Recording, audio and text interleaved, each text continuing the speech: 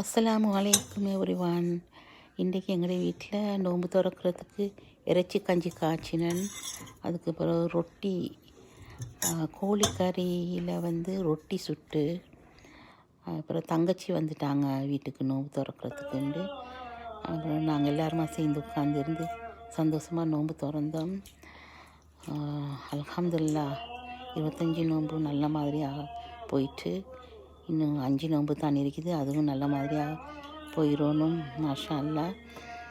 அல்லாஹ் மிக பெரியவன்.